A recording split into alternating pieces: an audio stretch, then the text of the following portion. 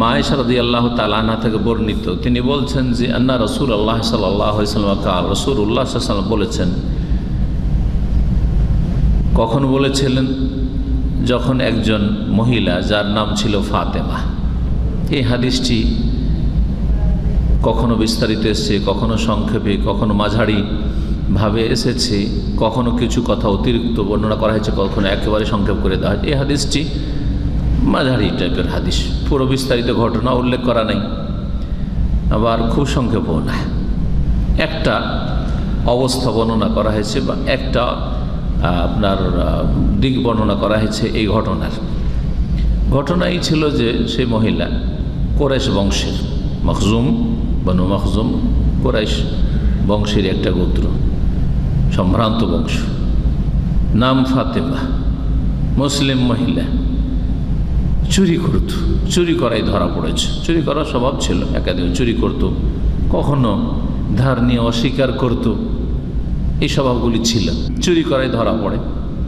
তারপরে কোরাইশদের মান সম্মানের ব্যাপার হয়ে যায় যে আমাদের বংশের একটা সুনাম আছে আরব জগতে, আর আমাদের বংশের কোনো মহিলা চোর ধরা পড়বে আর তার হাত কাটা যাবে, এটা তো মানে খুব মুশকিল ব্যাপার, এটা তো মেনে নেওয়া খুব কঠিন, কিন্তু মানতে হবে। রাসূলুল্লাহ সাল্লাল্লাহু আলাইহি ওয়াসাল্লামের হুকুম হলে মানতে হবে, কিন্তু কোনো রাস্তা বের করা যায় কি না এই হাত কাটাটাকে স্থগিত রাখা, বন্ধ করার। আপোষে কল্পনা জল্পনা আলোচনা করে চিন্তা করলো যে একটু সুপারিশ করা যাবে। খবর পৌঁছে গেছে রাসূলুল্লাহ সাল্লাল্লাহু আলাইহি ওয়াসাল্লামের কাছে যে অমুক মহিলা চুরি করেছে। সেটা ছিল যে সুপারিশের ব্যবস্থা করা যাক। সুপারিশ করবে কি, সবার তো সাহস নেই, তারপরে সবারই সুপারিশ চলেও না, সাহসও লাগবে, আর আবার সুপারিশটা যাতে কার্যকরী হয়, কাজে লাগে, ফলাফল ভালো হয়, এটাও দেখতে হবে। সবচেয়ে বেশি ভালোবাসেন রাসূলুল্লাহ সাল্লাল্লাহু আলাইহি ওয়াসাল্লাম একজন যুবককে। বয়স্ক মানুষরা এই ধরনের কথাবার্তা বলতে একটু দ্বিধাদ্বন্দ্ব করে, সংকোচ করে। আবু বকর সিদ্দিক সবচেয়ে বেশি ভালোবাসেন রাসূলুল্লাহ সাল্লাল্লাহু আলাইহি ওয়াসাল্লাম, কিন্তু মুরব্বী মানুষ, হ্যাঁ, এইসব কথা তার কাছে বলবো, তার মাধ্যমে সুপারিশ না, সুপারিশ করবেন না হয়তো। জি হ্যাঁ, সুপারিশ করার মতো একটু সাহস কারা দেখে? যুবক মানুষ, যা মুখে আসলো বলে দিল বা সাহস করে বলে দিতে পারলো, তাই না? একটু যুবক, অল্প বয়সী, আর তারপর সবচেয়ে প্রিয়, হিব্বু রাসূলিল্লাহ সাল্লাল্লাহু আলাইহি ওয়াসাল্লাম, খুব ভালোবাসতেন। ওসামা বিন যায়েদ, নবী করিম সাল্লাল্লাহু আলাইহি ওয়াসাল্লামের ইসলাম পূর্বে যে পালক পুত্র ছিল তার ছেলে, হ্যাঁ, তো এই দিক থেকে পালক নাতি, ছেলের ঘরের, হ্যাঁ, নাতি, পোতা, খুব ভালোবাসতেন রাসূলুল্লাহ সাল্লাল্লাহু আলাইহি ওয়াসাল্লাম। যেমন হাসান হোসেনকে ভালোবাসতেন, জি হ্যাঁ, আলীকে ভালোবাসতেন, তেমনি ওসামাকে খুব ভালোবাসতেন। ওসামাকে দিয়ে কাজটি করা যাক, রাজি করলো কোনোরকম করে সবাই, যে ওসামা তুমি গিয়ে নবী সাল্লাল্লাহু আলাইহি ওয়াসাল্লামের কাছে সুপারিশ করো, এবার কমপক্ষে এই মহিলাকে মাফ করে দেওয়া হোক, চোরের হাতে না কাটা। নবী করিম সাল্লাল্লাহু আলাইহি ওয়াসাল্লাম খুতবায় দাঁড়ালেন। খুতবা মানে বক্তব্য, খুতবা মানে শুধু জুমার খুতবা, ঈদের খুতবা নাই। আর খুতবা মানে এই না যে এমন ভাষায় খুতবাতে যে ভাষা শ্রোতারা বুঝে না। জি, আমি যদি আপনাদের সামনে এখন আরবিতে লেকচার দিই, তো এটা আপনাদের খুতবা, খেতাব, সম্বোধন করা না। খেতাব মানে সম্বোধন করা, ড্রেস করা, সম্বোধনই হলো না। কি সম্বোধন বুঝেন না তো? সম্বোধন হইতে হবে শ্রোতাদের ভাষায়। সুতরাং খুতবা জুমার হোক আর ঈদের হোক হইতে হবে সেখানকার মেজরিটি জনগণের ভাষা। সিংহভাগ মানুষ কোন ভাষা বুঝে? নবী করিম সাল্লাল্লাহু আলাইহি ওয়াসাল্লাম আরবি ছাড়া অন্য ভাষায় খুতবা দেননি কেন? আমাদের দেশের হানাফিরা বলে এই জন্য যে তার সামনে অনারব ছিল না। এক দুইজন তিনজন হাতে গোনা অনারব যদি থাকে, বেলাল হাবাসি আফ্রিকার, সেও আরবি শিখে আরবিয়ান হয়ে গেছে, আমাদের চাইতে বেশি আরবি জানতে। আমরা যে 30 বছর লেখাপড়া করে আরবি শিখে, তার চাইতে বেশি বেলাল আরবি শিখে গেছিলেন।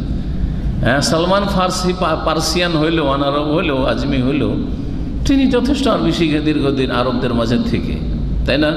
সোহাইব রুমি ইউরোপের হইলেও তিনি দীর্ঘ সময় আরবদের মাঝে থেকে আরবি শিখে গেছিলেন।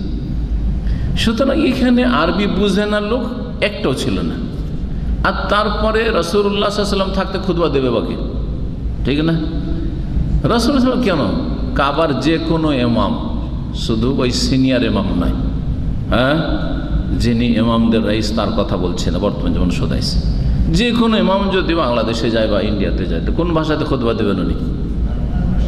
আরবিতে দেবেন, ঠিক না? না, যদিও ইংলিশ জানেন, অনেক ইমামরা ইংলিশ জানেন, আমি জানি যে কয়েকজন ইমাম ভালো ইংলিশে বলতে পারেন, তাই বলে কি বাংলাদেশে কি ইংলিশে খুতবা দিবেন নাকি? না, কখনো দেবেন না। বা ইউরোপে কি ইংলিশে খুতবা দেন না? কখনো দেবেন না। হ্যাঁ, কারণ তারা সৌদি আরবের প্রতিনিধি, হ্যাঁ, তাদের যে ভাষা বা ইসলামের ভাষা সেই ভাষায় খুতবা দিবেন, তার অনুবাদের ব্যবস্থা করা হবে, সেটা আলাদা কথা। জি, তো এই জন্য অযৌক্তিক খুতবা আজকাল আরবিতে এই যুগেও, হ্যাঁ, মানুষের চোখ খুলেছে, তারপরেও আরবিতে জুমার খুতবা, ঈদের খুতবা, এটা বেদাতি তরিকা, এবং এইটা মুসলিম জাতিকে বেদাতি আলেম ওলামাদের কোরআন সুন্নাহর শিক্ষা থেকে আর ইসলামের শিক্ষা থেকে বঞ্চিত রাখা। এর জন্য তাদের যে পকড়াও আল্লাহর কাছে হবে, সেটা কেমন হবে আর কত দূর হবে আল্লাহ ভালো জানেন। এইসব আলেম সমাজকে এখনও সতর্ক সাবধান হওয়া উচিত এই ভুল ফতোয়া থেকে। তো খেতাব খুতবা মানে হচ্ছে খেতাব করা, খেতাব মানে সম্বোধন করা বাংলা ভাষায়। নবী করিম সাল্লাল্লাহু আলাইহি সাল্লাম শোনার পরে, সুপারিশ শোনার পরে দাঁড়াইলেন খুতবায় আর বললেন, আতাশফা ফি হাদ্দিম মিন হুদুদিল্লাহ। প্রথম তো যখন সুপারিশ করলেন ওসামা, তখনই বললেন, তুমি আল্লাহর হদ, আল্লাহর দণ্ডবিধানে সুপারিশ করতে এসছো। এই সংক্ষেপে এতটুকু বললেন। সুম্মা কামা ফাখাতাব, তারপরে দাঁড়াইলেন খুতবায় আর খুতবা দিলেন।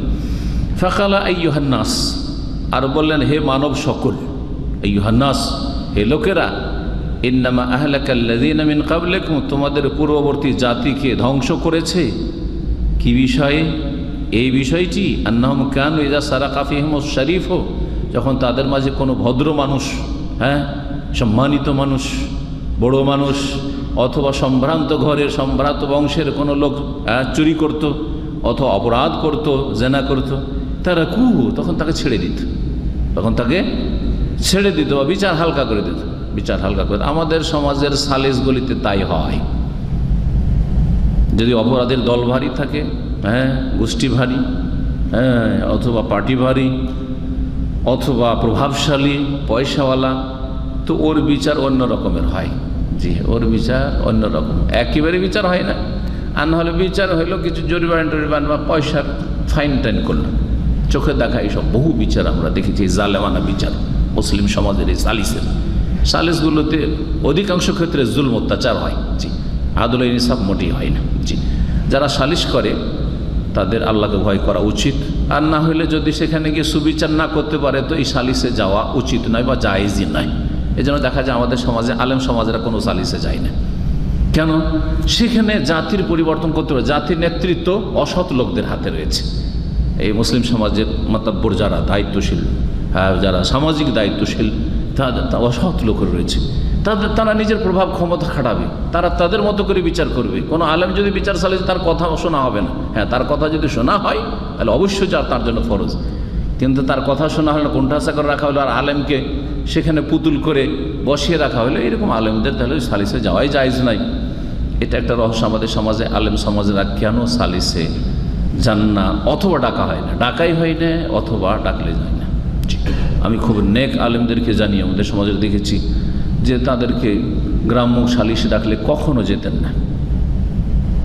তাদের কাছ থেকে জানি যে বাবা, সালিসে গিয়ে ইনসাফ করতে পারবো না, আমাদের কথা চলবে না, সুতরাং সেখানে গিয়ে আল্লাহর কাছে অপরাধী আসামি হব না, দূরে থাকা বলো সেই জুলমের মজলিস থেকে। নবী করিম সাল্লাল্লাহু আলাইহি ওয়াসাল্লাম কি বললেন? যখন কোনো ভদ্রলোকেরা চুরি করত অথবা কোনো অপরাধ করত, তারা তখন তাকে ছেড়ে দিত বা সাজা হালকা করে দিত। ওয়াইজা সারাকা ফীহিমুদ দাঈফ, কোনো দুর্বল, অসহায়, কমজোর মানুষ যদি চুরি করত বা অপরাধ করত, আকামু আলাইহিল হাদ্দা, তখন তাদের ওপর দণ্ডবিধান কায়েম করত। আগের জাতিরা, মানে আগের জাতি যেগুলো আহলে কিতাব, ইহুদিরা, বনি ইসরাইল অথবা খ্রিস্টানরা, আর তার আগে নূহ আলাইহিস সালামের উম্মত, ইব্রাহিম আলাইহিস সালামের উম্মত, যুগে যুগে যারাই এরকম ছিল, যখন জুলম অত্যাচার শুরু হয়েছে মানব জাতির মধ্যে, তখন এইরকমটা করেছে। জি, মুত্তাফাকুন আলাইহি হাদিস বুখারী মুসলিমের ওয়াল্লাফযু মুসলিম, এই বাক্যগুলি হুবহু সহিহ মুসলিমের, তবে বুখারীতে রয়েছে কিছু শব্দের বাক্যের পার্থক্যের সাথে বিষয়বস্তুটি রয়েছে। আর সহিহ মুসলিমে আর একটি সূত্রে বর্ণিত হয়েছে আয়েশা রাদিয়াল্লাহু তাআলা আনহা থেকে, যে এই মহিলা চুরি করেছিল না কোনো কিছু ধার নিয়ে অস্বীকার করেছিল। এই মর্মে হাদিস রয়েছে চুরি করারও, আর এই হাদিসে রয়েছে যে সে কোনো কিছু ধার নিয়েছিল। মহিলারা সাধারণত গয়না ধার নিয়ে থাকে, এটা মালা ধার নিয়েছিল। আগের যুগের আপনারা জানেন, আর বেশি আগের যুগ যেতে হবে না, আমরা ছোটোকালে দেখেছি গরিবের বাড়ির মহিলারা কোথাও বেড়াতে যাবে, বিয়ে শাদিতে যাবে, তখন পাশের ধনীর বাড়ি থেকে কী করতো, গয়নাগাঠি ধার নিয়ে যেত। ওই দিনটা ব্যবহার করলো, তারপরে ঘুরিয়ে দিয়ে চলে গেল, কারণ নিজের কেনার ক্ষমতা নেই। বলছেন আয়েশা রাদিয়াল্লাহু তাআলা আনহা, এই সহিহ মুসলিমের এই সূত্র থেকে বর্ণিত হাদিসে, কালাত কানাত ইমরাতুন, জনৈক মহিলা ছিল, তাস্তাইরুল মাতা, মদিনায়, সে কোনো মাল সামান ধার নিত, অমুক জিনিসটা দাও তো, ধার নিত। ওয়া তাজহাদুহু, আর অস্বীকার করে দিত।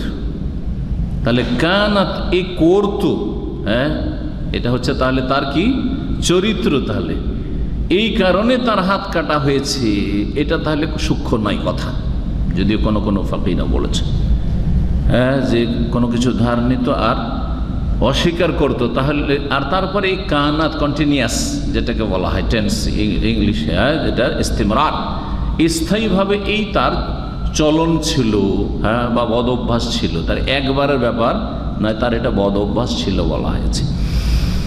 এর সাথে সাথে চুরিও করতো, চুরি করার সুযোগ পেলে চুরি করত। আর কারো কাছে ধারটার নিয়ে, এই অমুক জিনিসটা নিয়ে গেছিলে দাও, বুঝছে না, নিয়ে কে বললো, যে আমি তো নিয়ে যাই না, তুমি ভুলে গেছো তাহলে, বা নিয়েছিলাম তোমাদের দিয়ে গেছি, অস্বীকার করে দিত। ও তাজহাদু, অস্বীকার করে দিত। আমার নবী সাল্লাল্লাহু আলাইহি বিকাতে ইয়াদিহা, সুতরাং নবী করিম সাল্লাল্লাহু আলাইহি ওয়াসাল্লাম ওই মহিলার হাত কাটার নির্দেশ প্রদান করলেন। বাহ্যিক এই হাদিসের অংশ থেকে মনে হচ্ছে যে ওই মহিলা ধার নিত, ধার নেওয়ার পর অস্বীকার করত, তারপর এই বিষয়টা প্রমাণিত হয়, তখন এই ধার নিয়ে যে অস্বীকার করতো, না নিয়ে বা দিয়ে দিয়েছি, নিয়েছিলাম, এই জন্য হাত কাটা হয়েছে, ঠিক না?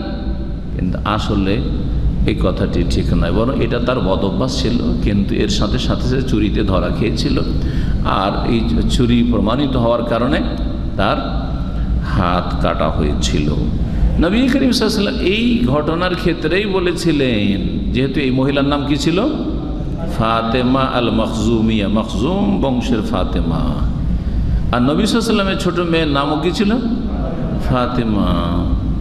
তাদের মনের প্রশান্তির জন্য, যে তোমাদের সুপারিশটা কবুল করলাম না, ভাবছো মনে হয় আমার মেয়ে হইলে ছেড়ে দিতাম, অনেকে ভাবে যে আপনার ছেলে হয়তো কি করতেন আপনি, আপনার ভাই হইলে কি করতেন আপনি, আপনার মেয়ে হইলে কি করতেন আপনি, ঠিক না? এই যাতে করে সংশয় না থাকে, নিরসনের জন্য বলছেন, ওয়াল্লাহি, আল্লাহর কসম করে বলছি, লাউ আন্না ফাতেমাতা বিনতা মুহাম্মাদিন সারাকাত, মুহাম্মাদের বেটি ফাতেমাও যদি চুরি করতো, লাকাতাতু ইয়াদাহা, তাহলে অবশ্যই তারও হাত আমি কেটে ফেলতাম, তারও হাত কাটার নির্দেশ দিতাম। জি, শরীয়তের বিধান তাহলে ওপর থেকে নিয়ে নিচের সমস্ত মানুষের জন্য, সমস্ত মুসলিমের জন্য এক, এই নয় যে এরাজ পরিবারের, সুতরাং তার বিধান আলাদা, তার আইনের ঊর্ধ্বে, এরা হচ্ছে নেতার বংশের বা রাষ্ট্রপতি প্রধানমন্ত্রীর বংশের, সুতরাং তাদের ব্যাপারটা আলাদা, তাদের বিচার আলাদা হবে। অথবা কোনো ওপর লেভেলের মানুষকে হত্যা করেছে, সেই জন্য মৃত্যুদণ্ড শাস্তি, আর আম জনগণকে মারা হচ্ছে, জুলুম অত্যাচার করে, না না না না, 5 বছর জেল, আর তার মধ্যে আবার জামানতের সুযোগ আছে, গেল আর জামিন হয়ে চলে আসলো, 2-3 মাস জেল খেটে, চলছে না, মানব রচিত আইনে এই অবকাশ ইসলামে নেই, সবার জন্য হুকুম এক। জি, নবী সাল্লাল্লাহু আলাইহি ওয়াসাল্লাম মুসলিমদের ক্ষেত্রে বলেছে, তাতাকাফা দিমাউহুম, তাদের রক্তের মূল্য সমান সমান, তাদের রক্তের মূল্য সমান সমান। এটা ছোট বাচ্চার রক্তের মূল্য যা, আমার রক্তের মূল্য তা, এই না যে এত বড় শেখ, এর রক্তের মূল্য বেশি, সুতরাং এর ক্ষেত্রে বেশি শাস্তি হবে আর এর ক্ষেত্রে কম হবে না। না, মোটেই না। জি, তাতাকাফা দিমাহুম। জি।